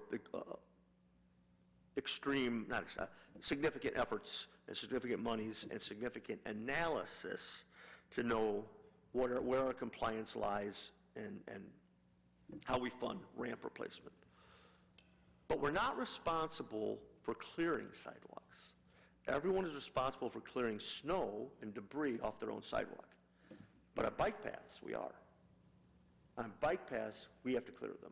We remove the snow, we keep an eye on them, we repair them as necessary on a more routine basis even. So once it's a multi-use path, and generally speaking, it's a difference between bituminous and concrete, and it's usually, most of our sidewalks are 5 feet, multi-use paths are 8 to 10 feet. Any of those are the city's asset and our responsibility. Well, I just want to say that I use MUPs all the time. I've been all around the city, MUPs and bike lanes. Yep. I love it. You're doing a great job. I commute. I run errands on my bike. I'm always out on my bike, on the MUPs and in the bike lanes. They're Thank you so great. much. Yeah. It's wonderful. to Thank hear. you for- And it's a mission. We're intentional about it, and every single capital improvement, every roadway reconstruction now includes multi-use paths. Yeah. So 11th Street, multi-use paths. Madison, multi-use paths. Auburn Street, and often, and I like this balance, shifting the balance from automotive transport to multimodal transport. We're really big into road diets right now. We are more focused on getting people where they're going safely than we are on getting there quickly. And that ties into the pedestrian safety action plan as well. And almost every complaint we get about some of our lane width reductions or road diets, every complaint we get is, it's going to take me longer to get somewhere. And while I'm sympathetic to that, I'm okay with that complaint. if we know that it's getting you there more safely, and it's getting the people biking and walking to where they need to go more safely. Thank you. Thank you, and thank you for the, I'm going to, you know what, I will absolutely pass that along to our team, because I don't hear enough compliments, thank you. Good, good. Director, along those same lines, and just, I want to also highlight the work that your team is doing related to those ADA curb ramps. Oh, thank you, Chairman. And especially their commitment to prioritizing areas where folks with disabilities reach out to you. Yep. And say that something is wrong. You all prioritize those. We do. I think that that is important to highlight and let the community know that if they are running into an issue, to just reach out to you and express that. And Thank you, Chairman. I'm glad you said it instead of me, because it is. This sidewalk replacement plan we have is a 3-year rolling plan. And if an alderman comes to me and says, we have some sidewalk issues on Cumberland, I'd say, or Westchester or whatever, I'd say, well, if you want to do it immediately, we'll make it part of your ward plan and your ward money go to it. Otherwise, unless it's already on our list, it's probably a 3-year wait, and we have to be honest about that. Unless, and if we do find out that there's someone with accessibility needs, if there's just any kind of extenuating circumstance that's there, that can go to the front of the list, and we will sometimes act on those almost immediately. Yes, thank you, yeah. Yes. We've got 2 subjects now, so I have a question on each one. I will back up momentarily to the lead pipe replacement. I'm copper, so you don't have to worry about me. Okay, very good, thank you. But I have a question about the process. Is there any significant cost difference between trenching versus push? Sure. Is there? Everything we do will at some point involve some kind of a push. So it's probably better to just push the whole way. In the end, I don't know if I can make it a qualified statement about cost. Generally speaking, boring is more expensive than open trenching. But in these specific runs of main to meter, it's not necessarily the case, because the trenching comes with so much restoration cost and time costs. We can be out of there much more cleanly, much more quickly if we directionally bore than if we would open trench. Now, there's no one size fits all though. A lot of times we're fixing something that broke, and then we have to dig that up, we have to find it. So sometimes we end up trenching. But in the end, we are boring through your basement wall or beneath your basement and up through the floor. So we don't want to go dig up your basement. I'll put it that way. We certainly don't want to trench through the concrete floor of your basement. Right. So boring will always play a role. But right now, if these are scheduled replacements from the main to the cutoff box to your meter, we will almost entirely bore that. There'll be a hole dug in the road, usually 10 by 10 or 12 by 12, so that we can get down and put a new saddle valve onto the main, abandon the old one, cut it off. We just do a side-by-side. We tap a new valve, and then we will, from that hole, directionally bore under the yard into your house, so that we try not to disturb the private property too much. So, in the end, I bet it's cost comparable because of the restoration costs we'd face, but the time savings and the disturbance lead us towards boring whenever we can. All right. I'm sorry, I want to clarify. Boring is push? Is that what we're? Yeah. Okay. Yeah, same thing, yeah, Okay. yeah. So the boring process is, you've probably all seen these like tractor robotic looking things, and what they do is they actually they have a drill head on them, and they drill through the ground, and you keep putting new segments of pipe, of steel pipe. So first thing it does is it just drills a hole, and you stand there and you put, okay, here's another 10 feet, here's another 10 feet. But you can GPS locate, and with ground penetrating radar know exactly where that head is. So you can go up and down, you can bend a little bit if you know you have to get under. You'll see we almost always, what we call pothole, we expose the gas line. They'll dig a hole to find the gas line, because that's mission critical to not hit a gas line. So we'll know how deep that is. And then once that cutting head gets to where it goes, we actually hook the new water surface on the other end of it and pull it back through as we extract that bore head. So it's truthfully more of a pull than a push, I guess, but yeah, that's how it works. Great, thank you. Then to the sidewalk question. Yeah. The sidewalk replacement program, for years and years and years and years, it was always, if I as a homeowner had an issue with my sidewalk, I could talk to the city about it, but it was a 50-50 proposition to replace the sidewalk. What has changed there? To my understanding, the 50/50 program has not been in effect for at least 10 years, maybe more. I can't speak to why. Oh, it's been that long since. This is when I get to say I'm new. I know communities do have a 50/50. The city of Rockford just does not right now. And that's a larger conversation with maybe perhaps our elected officials, but it's, when we replace, we bear the whole cost. But there's no longer a 50/50 matching program. Great, thank you. Yep. Quick question about if I'm curious about something, for example, I did not know that what went on at Parkview and Spring Creek was a water main issue. I saw it this morning, I didn't know. Best way is go to the website? What do I, when I have a... Well, the website will have it. We always send out press releases. Now, that goes to our media. Now, I know that last night I did see on the news, and, that's right in our path of driving our kids to school in the morning, that they did put out word that with a big red line, this much of Spring Creek is going to be shut down or reduced to one lane tomorrow. We hope to get that out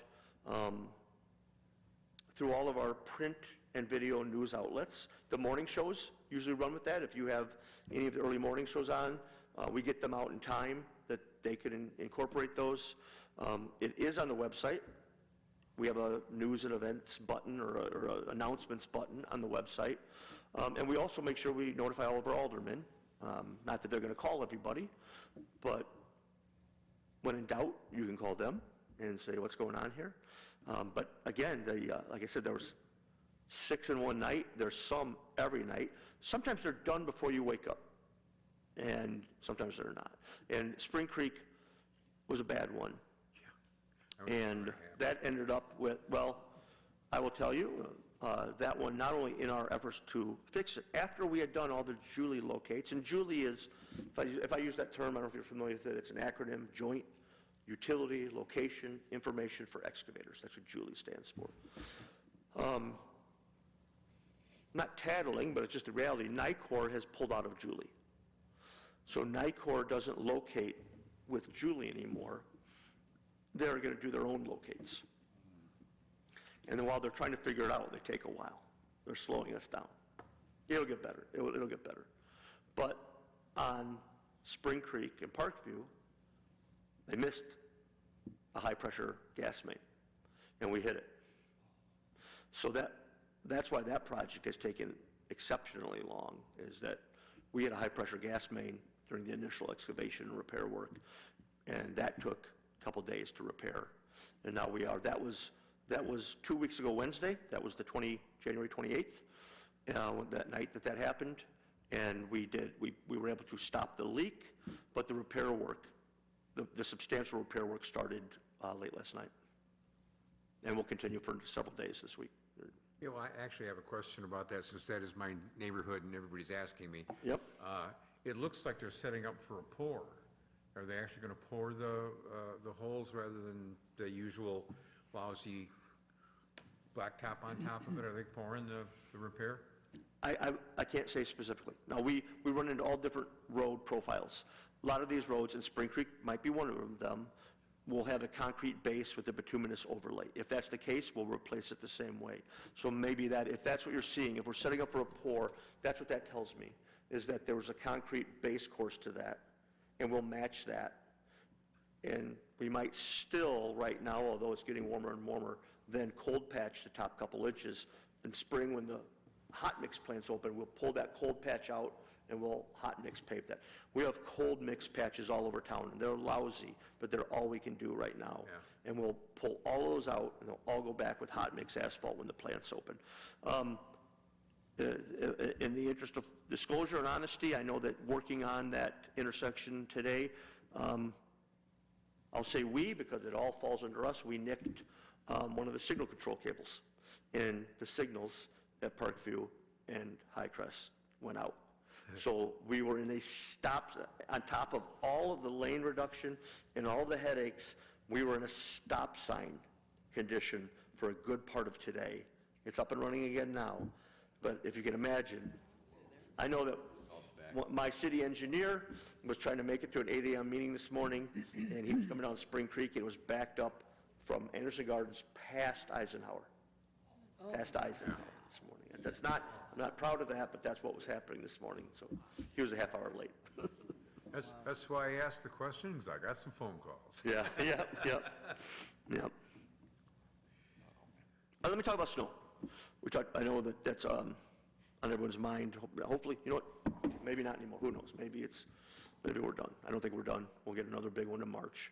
But we got our butt kicked the weekend after Thanksgiving. We did. And I can just leave it at that and say we got our butt kicked a little bit. I wanted, in defense of my people and our contractors, I want to tell the story of how unique that event was. That we went from warm summer-like weather leading up to Thanksgiving to a blizzard, and that it happened to coincide with a major public event downtown with roads closed, and that people that we rely on for our consulting crews to do that are all construction workers who do snow plowing in the off-season, and they were probably laying concrete or asphalt the day before. It was a massive event. It was a heavy, long snow, and I don't think the consulting team that we hired to do residential streets weren't ramped up to full force yet, and you saw the result. Now, I don't agree with every description of it. I know that the word epic fail made it into the media. That makes me feel great for my first snow event ever as a public works director, but it wasn't an epic. Epic fails if we don't go out. Epic fails if we don't respond. It was a failure in that we didn't have a level of service delivery that we all want and deserve. But I will tell you that a normal, so a little bit pullback, how we remove snow. City of Rockford employees, public works drivers, streets department, and then if we have to do a second shift, it'll be water department people. They plow all of the arterials and collectors, all the major roads.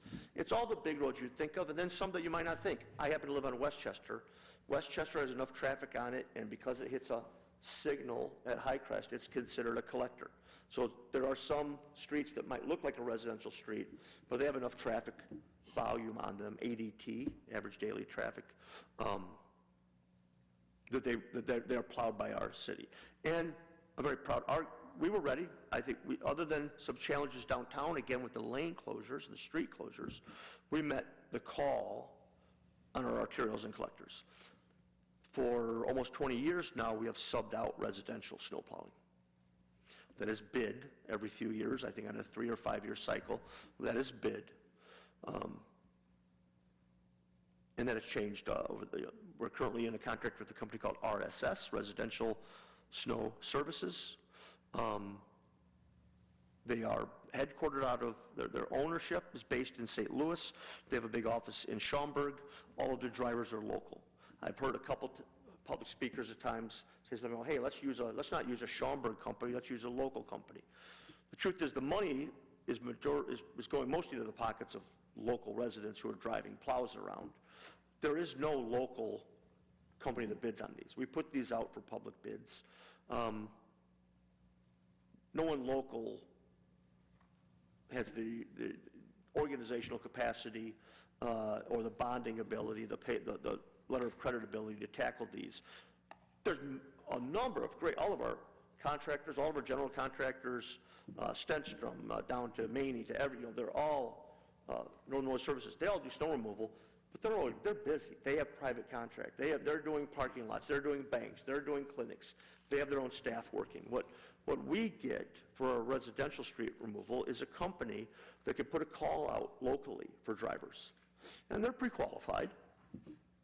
But we need to have a company that's big enough.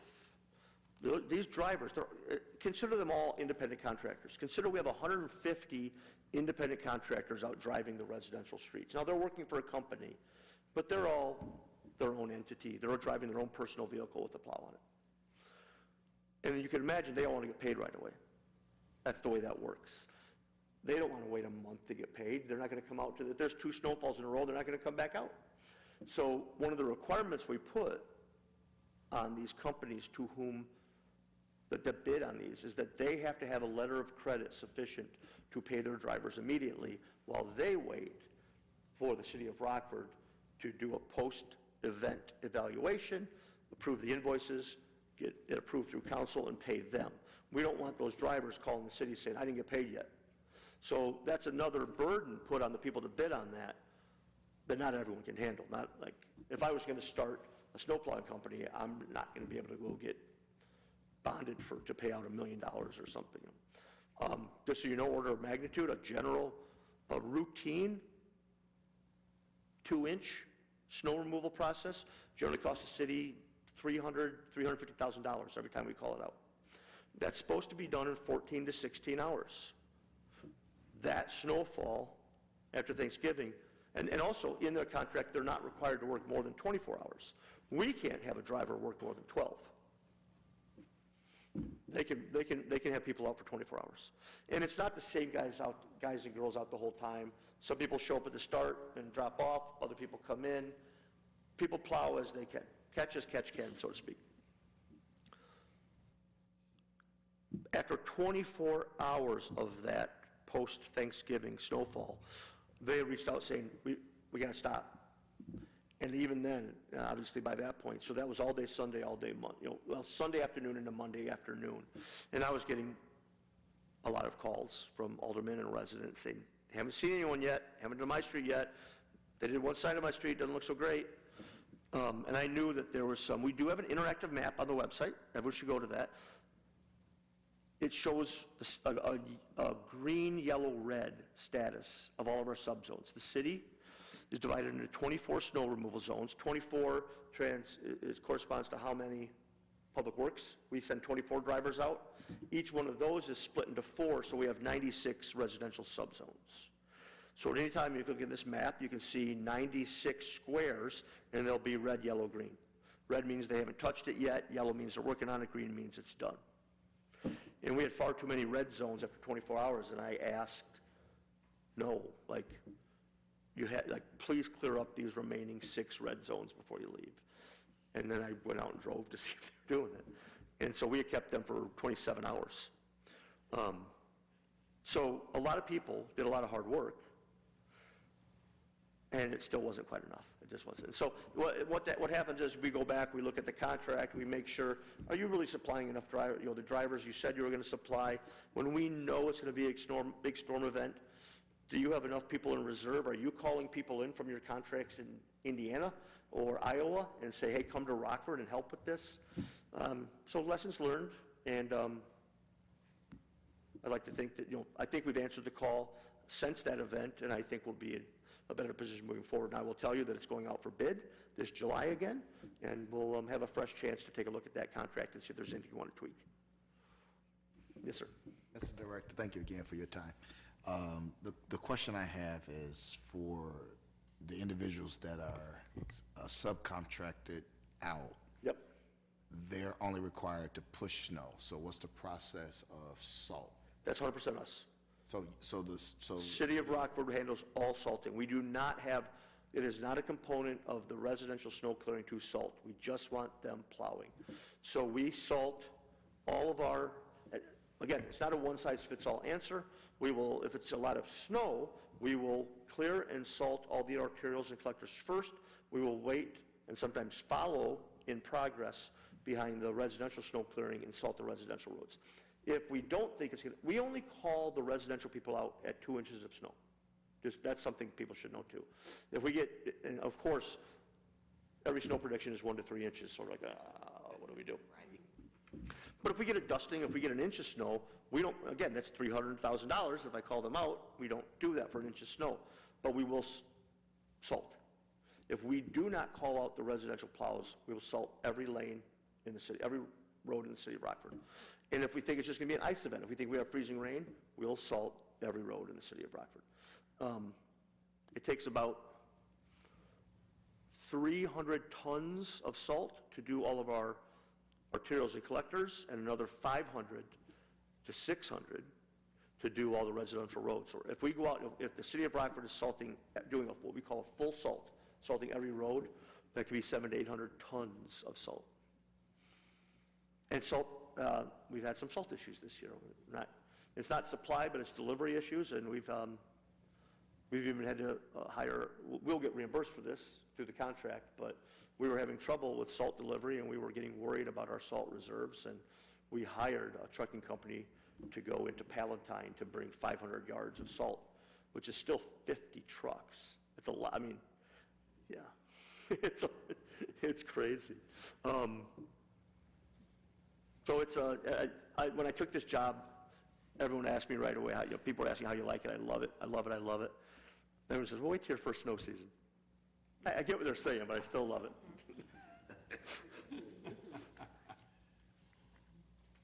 But that's the short answer to that very long answer. The short version is the City of Rockford Public Works trucks salt every road.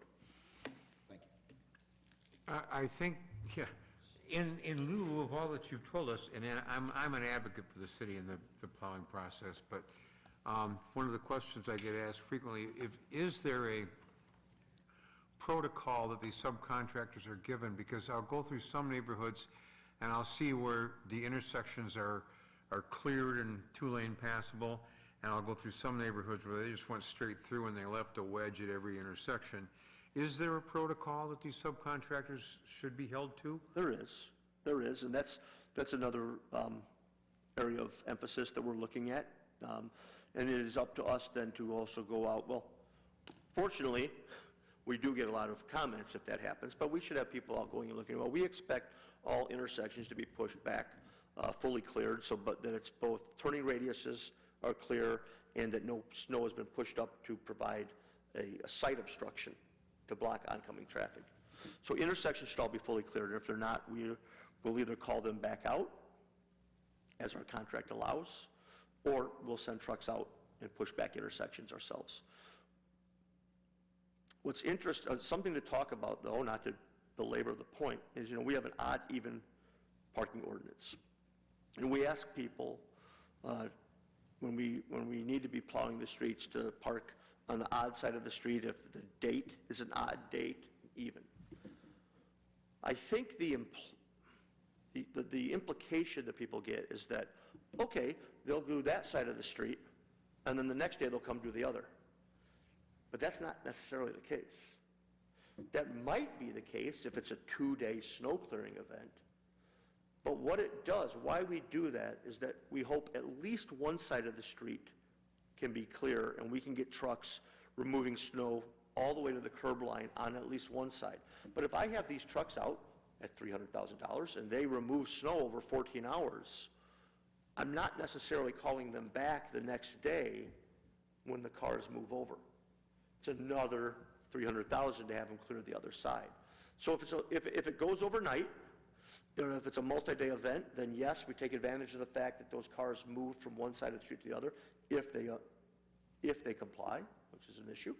But what that rule is in place to allow us to clear as much of the street as possible and to not swerve around parked cars, to at least have one clear lane. And if possible, we come back to the other side. If it's really bad, if snow is, again, we do a lot of what I wish there was a better term, but we do a lot of what we call complaint plowing. So if someone calls and says, there are piles of snow here where cars have been parked on the even side, we'll send a city truck out to get that. But it's not a matter of, we do the entire odd side and then the next day we come back and do the entire even side. That's just not the protocol. I think I will just offer up, because I've lived in the community since 1988, and I would just say that this is probably an area you need to strengthen communication in, because you're the first person who's ever said that, and I understand it now. Okay. It's taxpayer money, right? Correct. And I think it's a balancing act. It's the why, right? I mean, if people understand the why, they're more apt to not complain, I think. Yep. Cannot dispute that at all. And then also, is there a supervisor that makes sure that the individual that's doing what they're supposed to do is done? Is there someone that comes around just to Yeah, make that's a- sure that is? Well, that's the question. That's the question that we're dealing with, both with our consultant and internally. They're supposed to provide, the RSS, the company we contract with, is supposed to have supervisors, both present at multiple locations throughout the city for the drivers to check in and check out. Hey, I'm starting to plow. Hey, I'm done plowing. And they're supposed to then drive around and monitor routes. I don't know that that's been done to the extent it should be. That's been something we've made sure that they need to be aware of. And to that end, we have and will continue to assign a little bit more staff ourselves to go out and check. It kind of stinks because most of those people are already in a plow anyway. So we've had one already where I just had engineering department office staff all get in cars and go out, start driving around at the night and start looking, like all hands on deck. But there is, if it works right, supervisory obligations are on that contractor. But we always got to check. Thank you. Commissioners, any other questions? Chairman, you have any? I've been looking this way too much. I keep forgetting to look back. No, you're- Thank you for joining us. Absolutely. You are also welcome here anytime to share any updates. Fantastic, yeah. I'll make a point of it. I like this. Sounds good. Thank you, Mr. Director. Thank you very much. Anything else while you got me? All right, maybe next time, save them up. All right. Thank you very much. Thank you.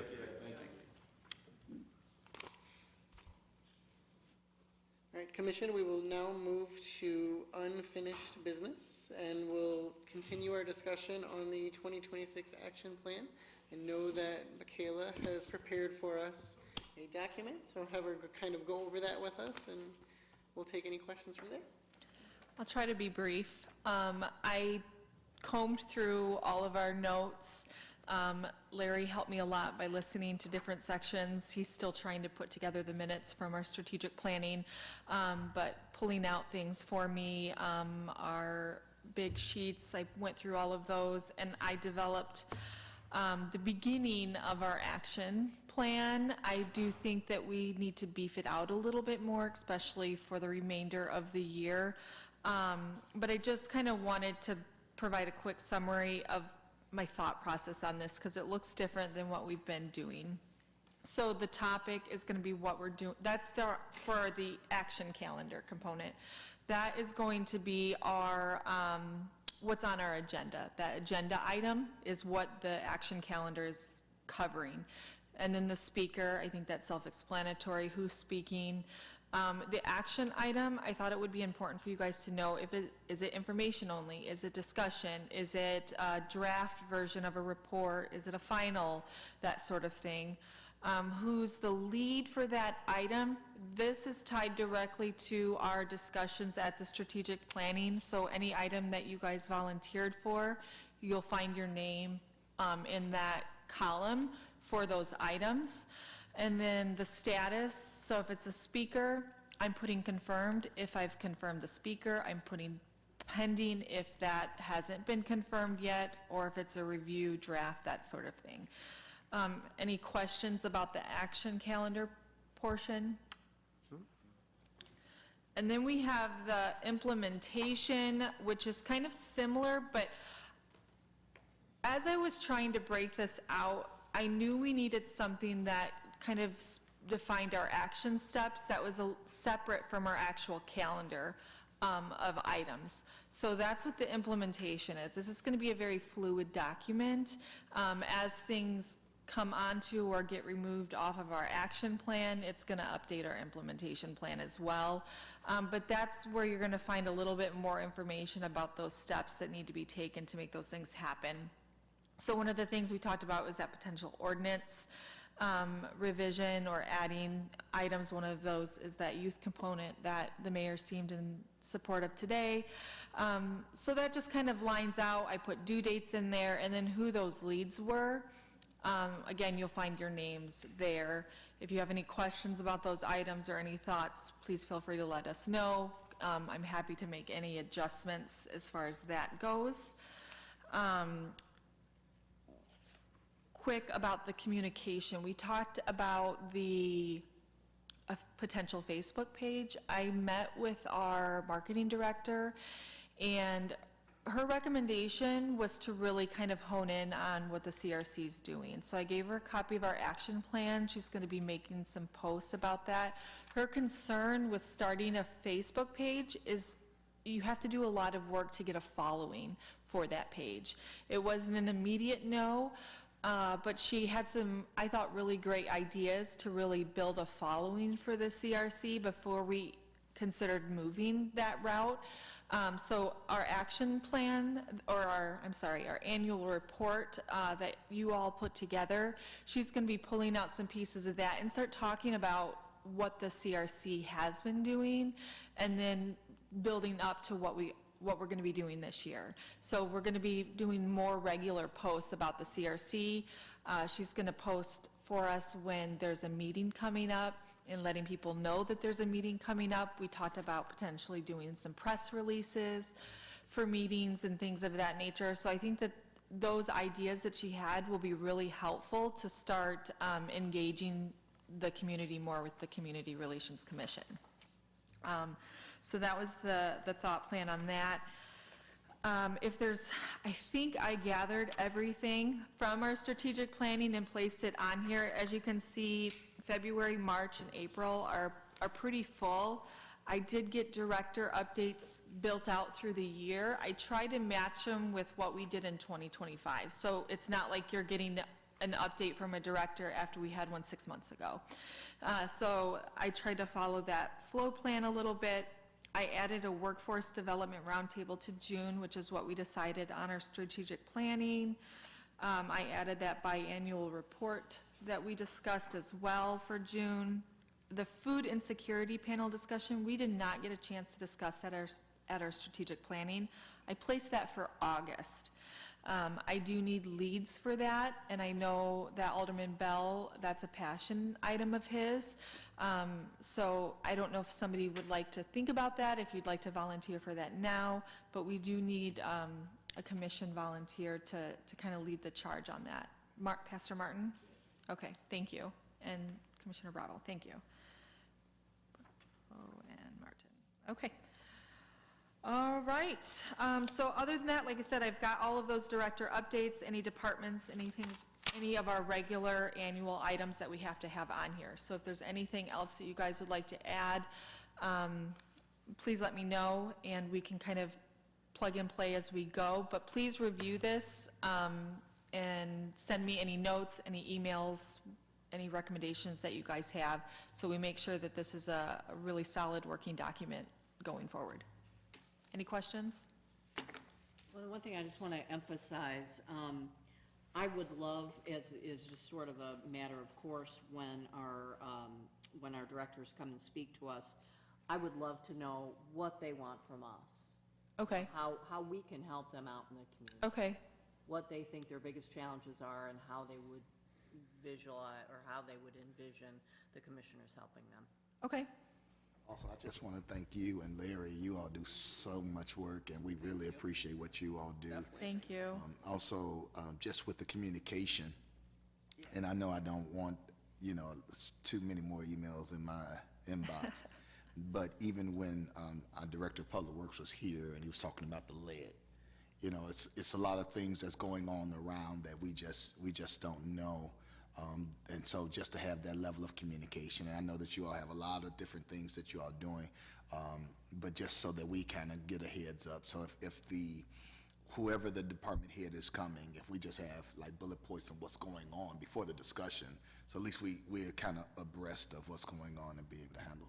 Yeah, I've been kind of leaving that up to the individual directors. Some really like PowerPoints and things of that nature. Some really enjoy speaking off the cuff. But if we'd like a more standard format, I think especially as we start getting these regular annual updates, and because I feel like it's been a lot of introductions. We've had some changeover with directors and things like that. So I'm happy to do that. I think that would be really great. We can always have that point, what do you need from the commission? Are there any items we can help with? And then some standard items or things like that. I think that's a great idea. Thank you. And the reason why I say that is because many of they're asking us to basically be their brand ambassadors or to speak up for different projects, but it's hard to speak up when we don't really kind of understand what's going on, so. Agreed. Yep. Thank you. I think on top of that, Pastor Martin, I think you'd probably agree, I wonder if we can just get added to the press release emails, right? Those go out from the city regularly. Do we just get added to them? You're right, it adds extra emails for us, but at least then we are regularly informed when city staff are informed and when the aldermen are informed so that we can communicate. If we could just find out from Laura Mayer how many go out. Okay. I mean, then at least we can set up Yes. our emails so that they would go to, you know, another, hopefully a folder you'll look at regularly, but, you know, because I think it's more than you think. Yeah, there's quite a few probably that go out, yeah. Okay, I'll definitely ask that. So, All right, commissioners, we have moved to commissioners' reports. Is there any commissioner that has a report that they want to share? One of my staff members was at District 1 on this week. I will be bringing back some notes from them. She'll be back. They invited her back again next week. So just things that they see in their area that they wanted, just a couple bullet points of their biggest question was how can they help? So that is something that we probably can keep in mind. And they meet, I believe, every Wednesday, and we are definitely welcome to go. I think they meet at 11 a.m. Awesome, thank you. Pastor? I would just like to say that, make everybody aware that this week is the snow sculpting competition at Sinisippi Park, which is a big deal for our park district. And it's going to be 55 degrees, so snow sculpting is going to be a little difficult. But if you feel like supporting it, or any input you have to have, we changed the entire, if you've ever been through snow sculpting, you're used to the fact that the last 39 years, the path has been the same, the blocks have been in the same place, and this year they changed everything. So if you have any input, even though there's probably going to be some pretty soggy looking sculptures, if you have any input about the new layout, if you've been part of the previous snow sculptures, please let us know. Please let the Park District know if you liked or disliked the change in the format. Brother Chair, I had a great opportunity to meet with our mayor in regards to the regrow and different ways of how the community can utilize the funds. I was excited today to hear that there's a possibility that we can actually, as a commission, bring some ideas back forward. But I did send over just recently to the mayor the R3 grant amendment, and I can send it to you, and then we can disperse it how you feel. But my concern is that the amendment that's being proposed put us in the similar situation with the regrow. It is so broad of what they're looking at trying to add. And that's one of the reasons why I asked the mayor, how does that look within the city? Because it's a lot of money, it's a lot of funding, but they're really attempting to expand. It's pending right now. And so I look forward to hearing how that's going to work and if it's approved, if the amendment is approved, passed. Pastor Martin, in light of what the mayor suggested, do we need to add an additional group to work on giving some guidance to, I think he said that the Democratic caucus was interested. Do we think as a commission we need to assign some folks to that priority over the next? Possibly. What the mayor said was true. The conversation literally came from Chicago. So I'm from Chicago, so it was a delegation of clergy that met in Chicago, and they're looking at trying to come up to Rockford and actually allowed me to bring Rockford clergy together. But it looks like it's something that's already moving in Chicago, and they're trying to kind of get some more Rockfordians to be a part of it. But this new movement, I mean, it goes back to like a 1963 thing. you know, it's a lot of moving parts, and my concern is just like the regrow, it was so broad that it might hurt more than help what they're trying to do, so. But I will actually send it to you, it's 3 documents. Awesome. I'll send it to you, and then you can disperse. Is there an interest, though, in providing some feedback to regrow specifically? Because I think he also mentioned that the caucus, at least the Democratic caucus, was interested. Are there a few of us that need to get together and start having that conversation? There, I think Chairman, there's 2 questions that I have about this. Number one, what are kind of the nuts and bolts to share anything with the Democratic caucus? And then also, and maybe I misunderstood what the mayor said, it would be nice, it's not always possible to find consensus, so maybe it would be most valuable if those of us who have opinions about the process would be able to just offer those on our own.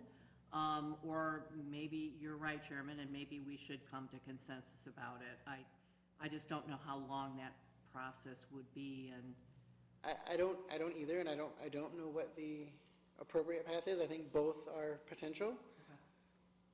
Do we submit something as the commission, though, with here are some ideas that the commission has? Or do we individually want to reach out to the caucus? I was just gonna say, maybe just a letter of recommendation. Something simple, because we really don't know where it's going.